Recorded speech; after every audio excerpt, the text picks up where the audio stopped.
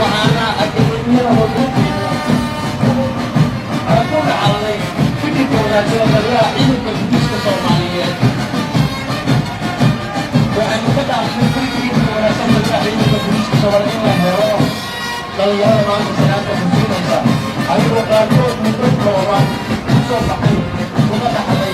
maanta inay adiga salaanta siiyaan waxaa ku xiga akademiyada booliiska Soomaaliyeed qaybta guud ee booliiska Soomaaliyeed gobolka Banaadir oo qaybaha kala duwan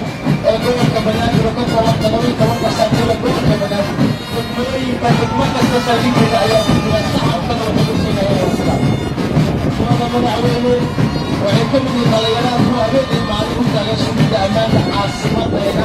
oo ay ku leedahay xafiisyada ugu badan dowladdeeda iyo maamulkayaga suuban si loo ammaankiyo madaxdayada looga difaaco ummadda nabadqabkooda iyo ilaaliyo waa dhalinyarada u shaqaytaan ilaalinta ilaaliyada iyada iyo dhaxalkana ugu dhacdo sida loo difaaci lahaa ummadda Soomaaliyeed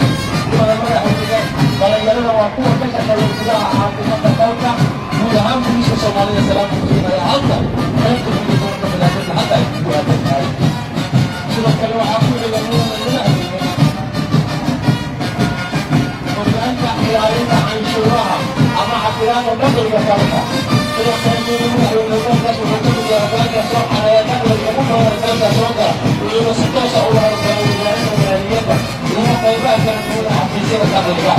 hogaanka ilaalinta canshuuraha waa kan difaaca ilaaliya xafida hantida guud ee qaranka si ay si toos ah ugu isticmaalaan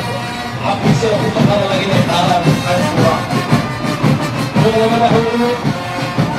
waxaa ku xiga